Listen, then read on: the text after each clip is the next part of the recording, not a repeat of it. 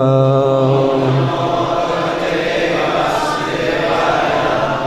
Namo Bhagavate Vasudevaya. Om Namo Bhagavate Vasudevaya.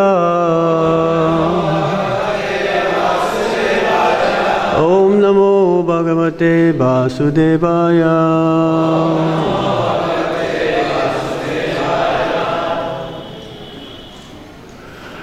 So, we chose a sloka today, which is not the regular sloka from what we are doing every day here at the mandir. This is to talk about or speak on Shiva Tattva. This is from the 4th canto of the Srimad Bhagavatam, chapter 30, Activities of the Prachetas. Text number 38. Vayam tu saksat bhagavan bhavasya kriyasya sakyukshana sangamena sudus chikitsyasya bhavasya mrityor Visaktamang twadya gatim gatahasma.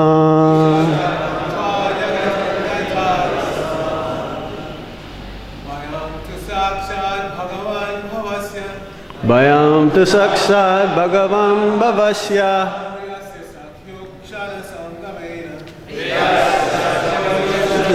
Gamena.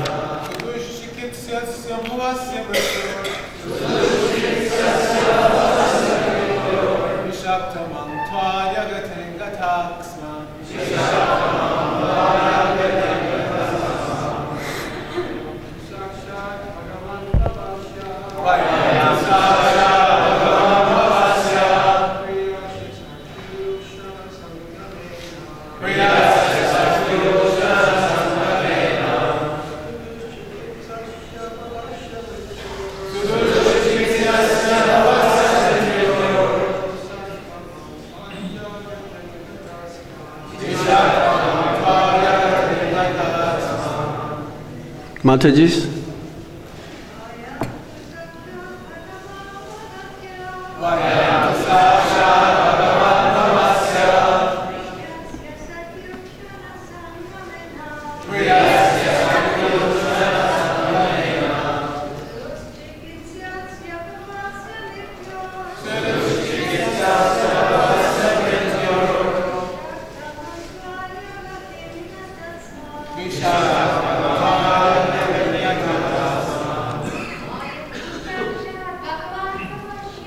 Vayam tu saksat bhagavan bhavasya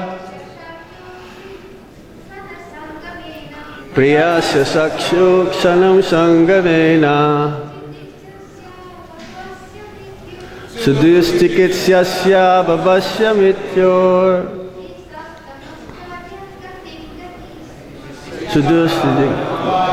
gatim gatasma.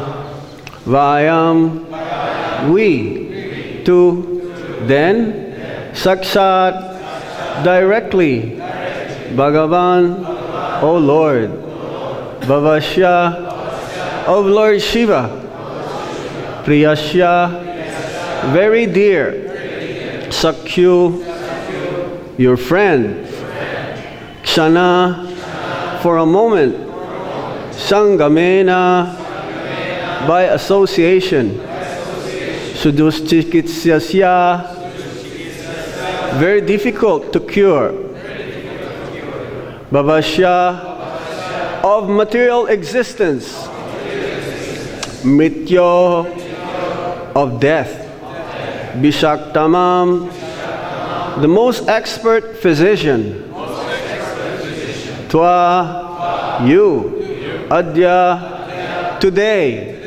Gatim, destination, Gata, have achieved, Sma, certainly. Translation and purport by His Divine Grace, A.C. Bhaktivedanta Swami Srila Prabhupada. Srila Prabhupada ki jai. Dear Lord, by virtue of a moment's association with Lord Shiva, who is very dear to you and who is your most intimate friend, we were fortunate to attain you.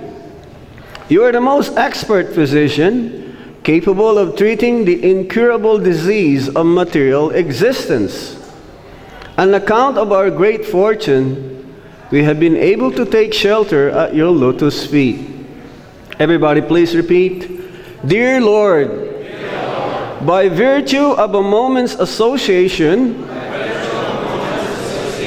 with Lord Shiva, who is very dear to you and who is your most intimate friend, we were fortunate to attain you. You are the most expert physician, capable of treating the incurable disease of material existence. On account of our great fortune, we have been able to take shelter at your lotus feet. These are the Prachetas talking to the Supreme Lord, Lord Vishnu. Purport. It has been said, Harim Vina nas Sritim Taranti. Without taking shelter of the lotus feet of the personality of Godhead, one cannot attain relief from the clutches of Maya, the repetition of birth, death, old age, and disease. The Prachetas received the shelter of the Supreme Personality of Godhead by the grace of Lord Shiva. Lord Shiva is the supreme devotee of Lord Vishnu, the Supreme Personality of Godhead. Vaisnavanam yata Shambhu. The most exalted Vaisnava is Lord Shiva. And those who are actually devotees of Lord Shiva follows Lord Shiva's advice to take shelter at the lotus feet of Lord Vishnu. The so-called devotees of Lord Shiva, who are simply after material prosperity, are in a way deceived by Lord Shiva. He does not actually deceive them because Lord Shiva has no business deceiving people, but because the so-called devotees of Lord Shiva want to be deceived. Lord Shiva, who is very easily pleased, allows them all kinds of material benedictions. These benedictions might ironically result in the destruction of the so-called devotees. For instance, Ravana took all material benediction from Lord Shiva, but the result was that he was ultimately destroyed with his family, kingdom, and everything else because he misused Lord Shiva's benediction. Because of his material power, he became very proud and puffed up, so that he dared kidnap the wife of Lord Ramachandra. In this way, he was ruined. To get material benedictions from Lord Shiva is not difficult, but actually, these are not benedictions. The Prachetas received benediction from Lord Shiva, and as a result, they attained the shelter of the lotus feet of Lord Vishnu. This is real benediction. The gopis also worship Lord Shiva in Vrindavan, and the Lord is still staying there as Gopishwar. The gopis, however, pray that Lord Shiva bless them by giving them Lord Krishna as their husband. There is no harm in worshiping the demigods, provided that one's aim is to return home back to Godhead. Generally, people go to demigods for material benefits, as is stated in the Bhagavad Gita. Kamaistaistair hitagyana prapadyantinya devata tam tam niyamam asthaya prakritya niyatha swaya. Those whose minds are distorted by material desires surrender unto the demigods and follow the particular rules and regulations of worship according to their own natures.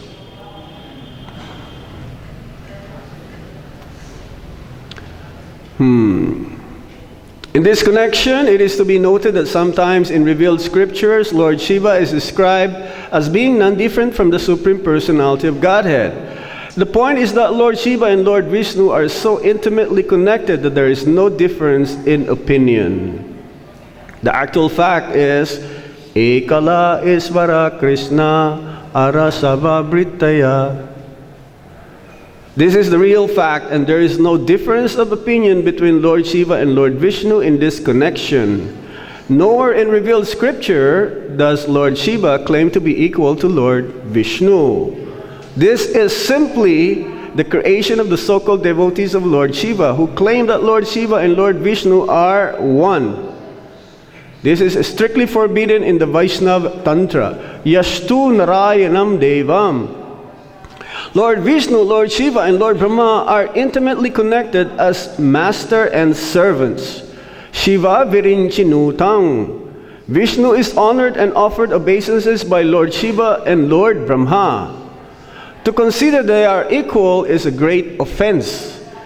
They are all equal in the sense that Lord Vishnu is the Supreme Personality of Godhead, and all the others are His eternal servants.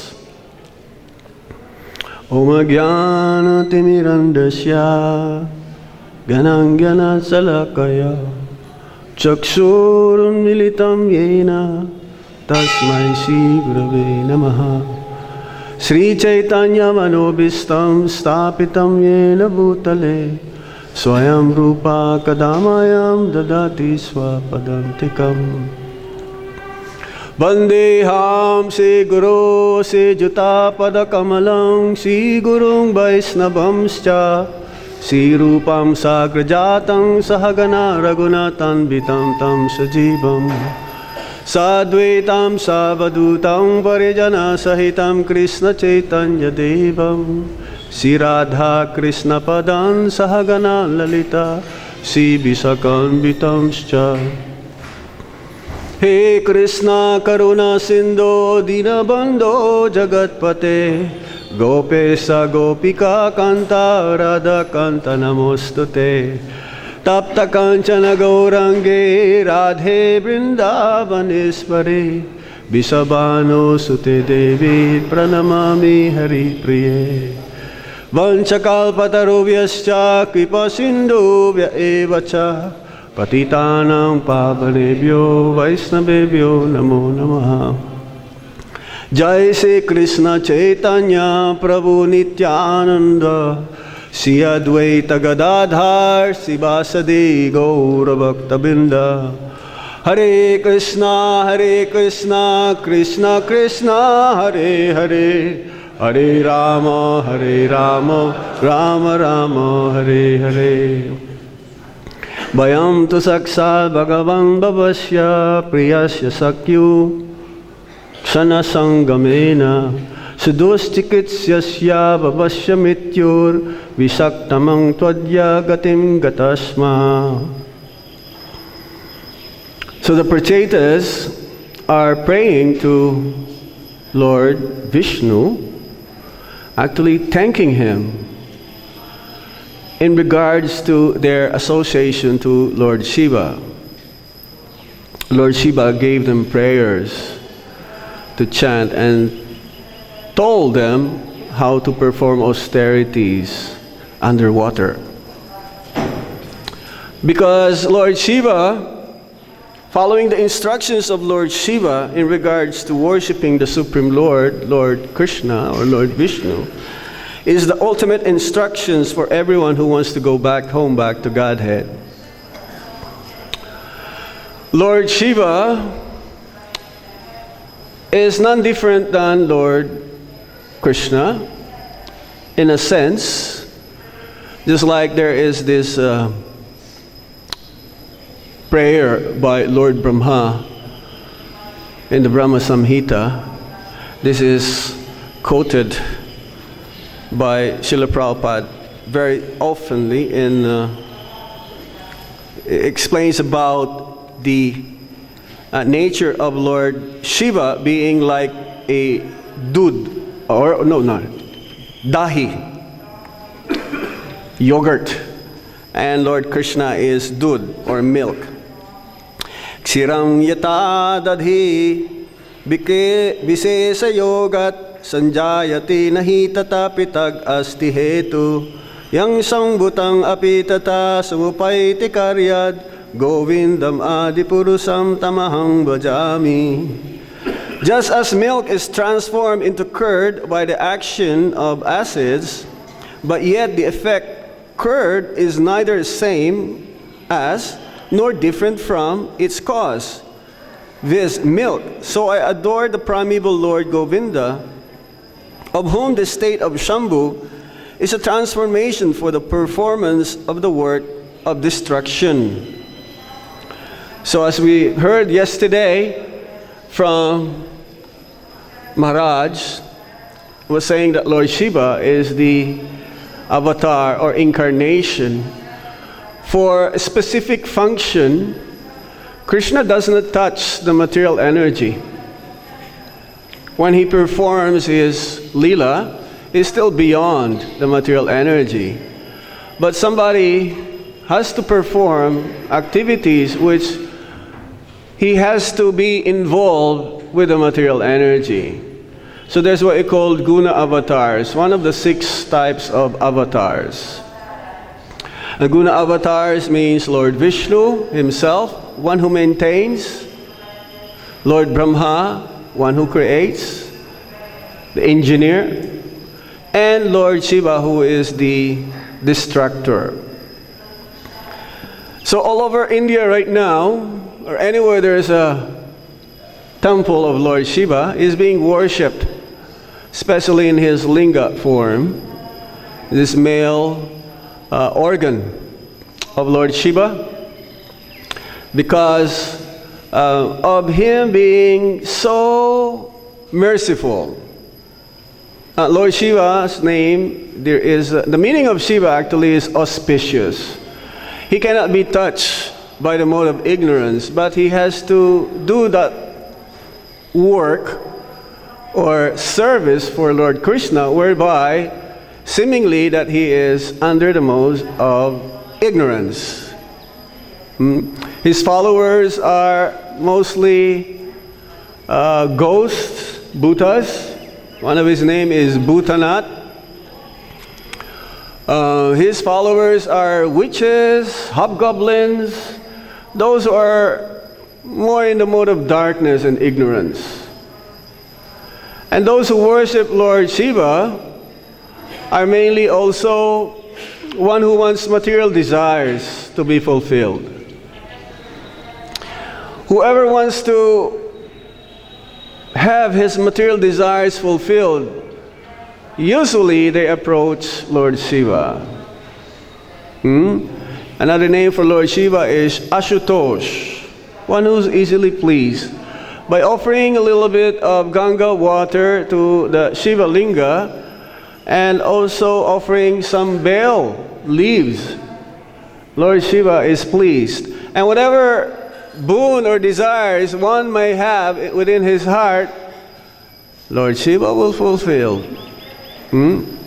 Tatastu, so be it. Many times, even the demons, they will worship Lord Shiva for boon or benedictions, whereby they would like to create havoc or dangers to other living beings. But according to here, the Prachetas worship Lord Shiva to attain Lord Krishna, Lord Vishnu. There is a boon that actually Lord Shiva asked Lord Krishna in the Brihat Bhagavatamrita, in the first chapter, explaining how he wanted to be worshipped more than him, more than Lord Vishnu. This is the nature of the Vaishnavas, because if the Vaishnavas, or those who are hankering to become devotees of Lord Vishnu, they worship the devotees of Lord Vishnu, then they get the favor of Lord Vishnu. That even demons, when they worship Lord Shiva, as it explains here, this is not actually benediction or a boon. Benediction means it's like more of an award, more of a gift. But the boons, or rather the things that Lord Shiva gave to the demons are actually for themselves, so that they make advancement, because in this way they will worship Lord Shiva.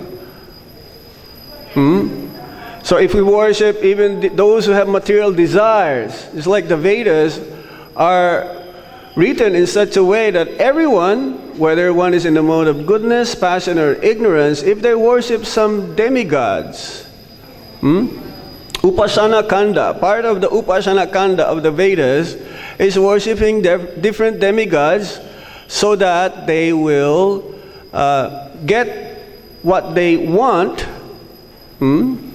but after receiving their benedictions, they will still want to continue more and want and more and more.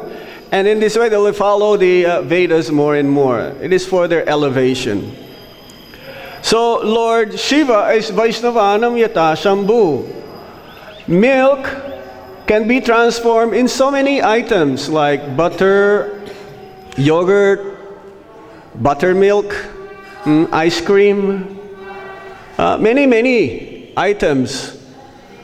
However, dahi or yogurt cannot transform into milk. It's not possible anymore.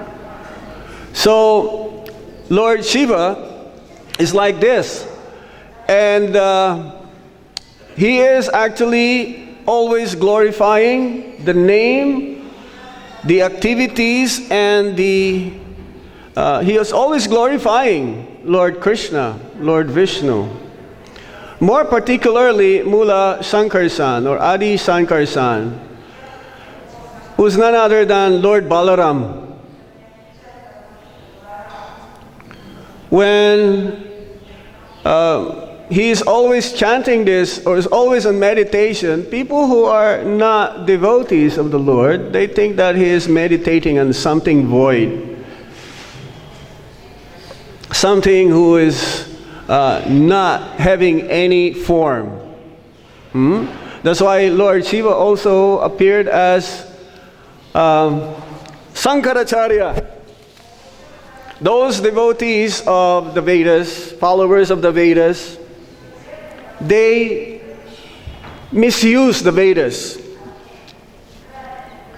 And by doing so, because in the Vedas it says that if you want to eat meat, you can eat meat. Provided you have to do it in such a way that when it's dark fortnight, like today. Today there is no moon. 14th day. This is Chatur Dasi also today. We just did the Ekadasi the other day, then Dwadasi, then yes. So, if you want to eat meat, then you have to follow the Vedas, not just today also. There is a place in Calcutta called Kalighat where they kill animals without the injunction of the Vedas. So, when Narad Muni visited, he was looking for the person who is the best recipient of the mercy of Lord Krishna. So he went to different places. He went to Kasi, he went to the king of Kasi says, no, I'm not. Then he went to up in the Swarga Loka, in the heavenly planets. He went to King Indra, he says, no, I'm not. He went to Lord Brahma.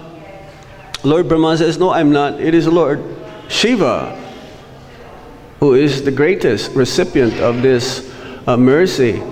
And then Narad Muni went to see Lord Shiva. He says, no, I'm not. I'm not the best of the devotees. But we heard here, Vaishnavana Mita Shambhu from the purport. And he says, no, I'm not. It is Prahlad Maharaj who is the greatest of all devotees. Because I also, myself, is not pure. I have to preach this Mayavad philosophy. I have to become a Sankaracharya, become the leader of the impersonalist.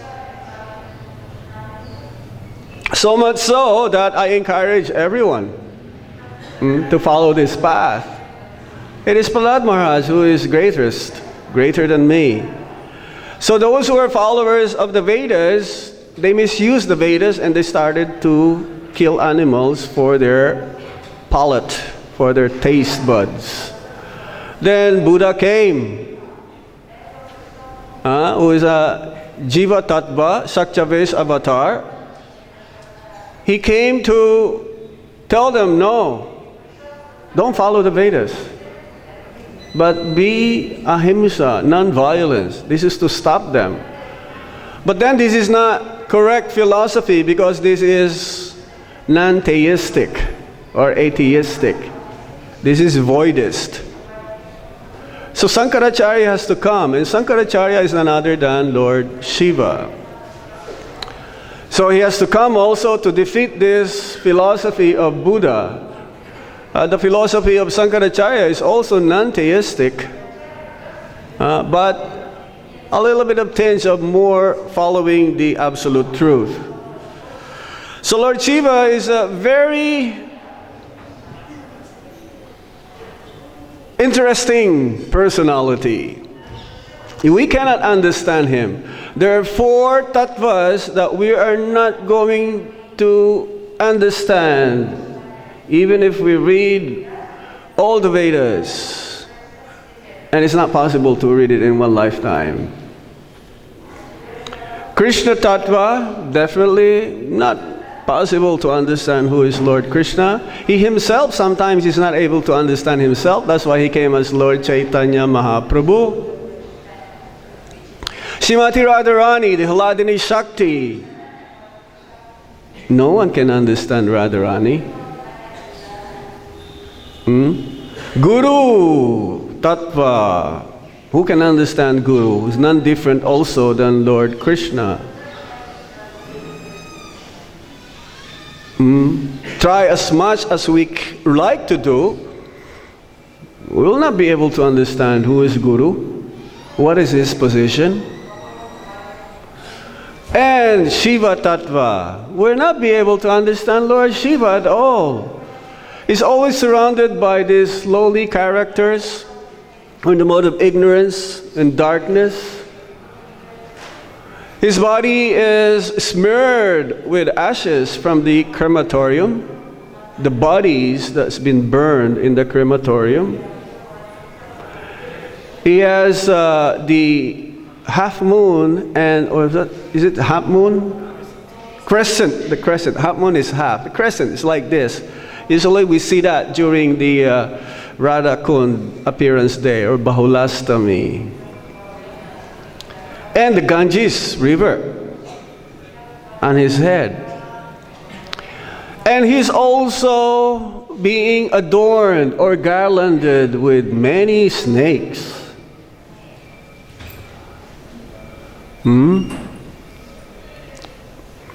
But he's transcendental. He's so pure.